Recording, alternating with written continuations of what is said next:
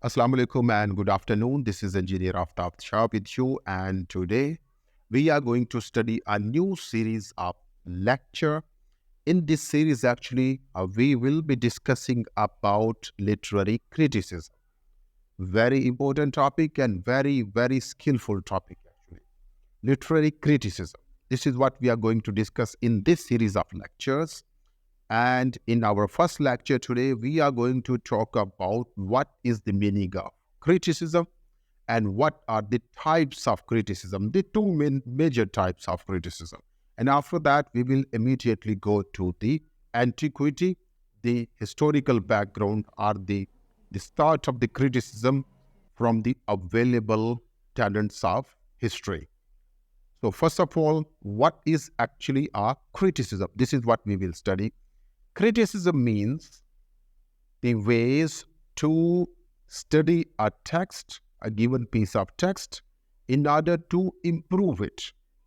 The things that we can do to improve a text, be it a poetry or a drama or a novel or whatever it is, if we are able to find out the ways in which that particular piece of text can be improved, this is called criticism. यानी हम जो है वो कोई तरीक़ाकार हम ढूंढ लें कि जिन तरीक़ाकार को इख्तियार करके हम उस पर्टिकुलर पीस ऑफ टेक्स्ट को बेहतर बना सके, वो होती है क्रिटिसिज्म. यानी हम तनकीद कर रहे हैं, बट ये जो तनकीद है इट इज़ फॉर कंस्ट्रक्शन. तनकीद बराए आई एम सॉरी तनकीद बराए तमीर. हम उस टेक्स्ट को देखेंगे, उसके वेरियस एस्पेक्ट्स को देखेंगे, and after that we will have certain suggestions to improve the text. और इस इम्प्रूवमेंट के अंदर मुख्तलिफ चीज़ें आती हैं. उसकी फॉर्म, उसका मैसेज, उसका स्ट्रक्चर, उसकी जो है वो पैराग्राफिंग, उसका कॉन्टेक्स्ट, और there are so many things actually, but I will not go into detail of this side of criticism. What I'm going to discuss today is about the history of criticism. So before going into the depth of the history, first of all, let me give you information about two types of criticism. One is called theoretical criticism. The other one is called practical criticism.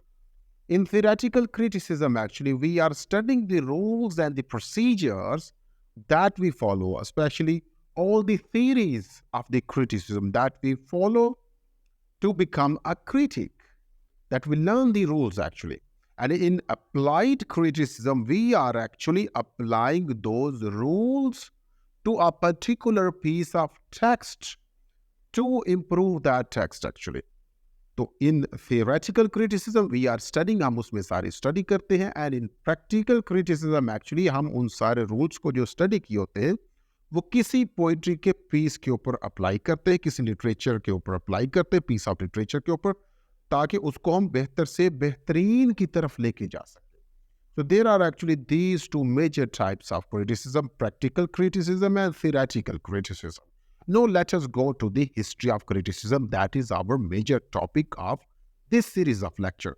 So first of all, when we talk about criticism, we need to start from the known history of human beings, and which is actually starting from the Greece. In our English literature, we say that the Greek drama, they are actually the prehistoric or the initially available drama that we have with us. So we will start criticism from that age, because as soon as the literature came into existence, the criticism came into existence. The people came into into making criticism of the texts that they received from the other people of the same age. So as soon as the dramatists of our Greek period, they started writing their drama. We have Sophocles from there, we have Aristophanes, and we have Homer and Virgil and so many actually writers from that era. So when they started doing their writings, the people came forward to analyze their writing. Either their writings are improved or they can still be improved. So first of all, the very first thing that we need to study about Greek is the practice of the Greeks that they had to analyze the dramas of the Aristophanes. We come to know that the performance of the Aristophanes play, the Aristophanes actually he wrote many plays. उसकी जो performance होती थी काफ़ी ज़्यादा लोगों के सामने Greek period में, यूनानी दौर के अंदर, तो वो लोग फिर उस ड्रामास के बारे में अपनी राय देते थे कि कौन से ड्रामास बेहतर हैं, कौन से नहीं बेहतर हैं. And this is a sort of criticism. The people, they give their opinion, either what is right and what is needs to be improved. This is actually the sort of criticism. So Aristophanes actually, he started his dramas, The Frogs, in 405 BC, that is before Christ, as a part of the contest dates the beginning.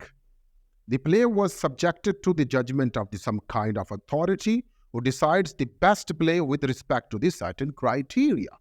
That in 405 before Christ, Aristophanes started his drama series, The Frogs, and these dramas were played in front of some sort of authority, the higher figure over there, and that authority was actually deciding which dramas are very good and which dramas are not very good. So by the definition, actually, the function that the authority was doing is actually the criticism. And this is what we are studying, or we are going to study in our series of lecture.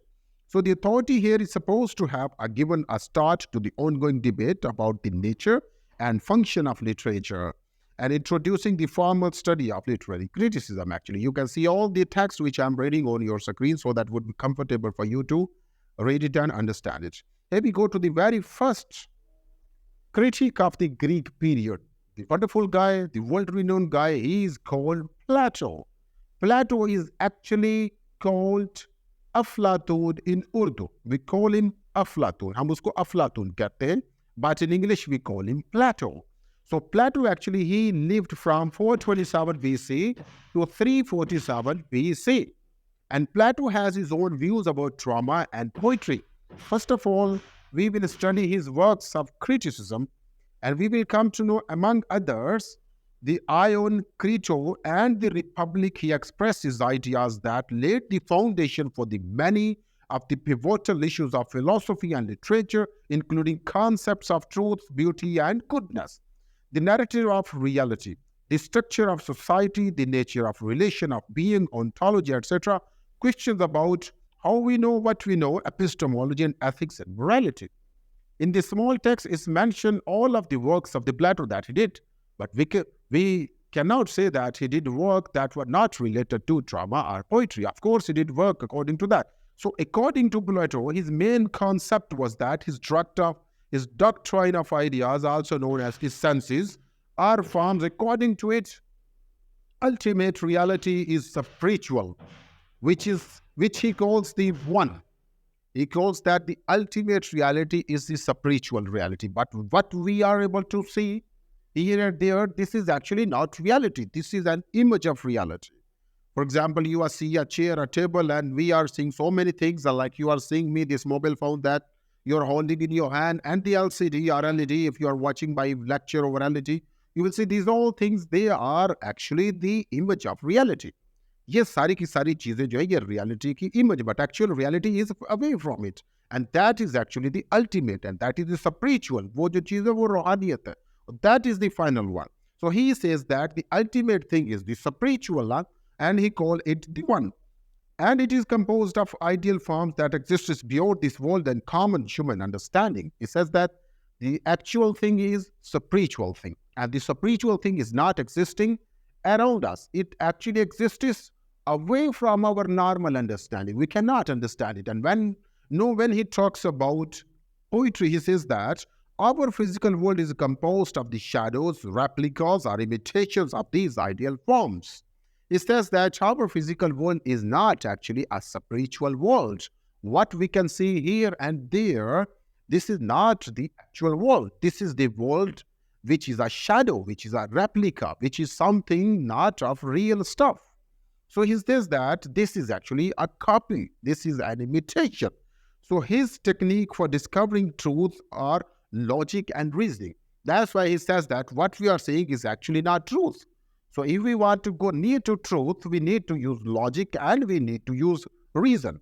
And we come to know that, as we have seen for Plato, the ultimate reality in the world of ideas and the physical world is but an imitation of it. He says that what we are seeing what we are looking, what we are talking, what we are receiving, it. Giving all that stuff is an imitation. It's nothing.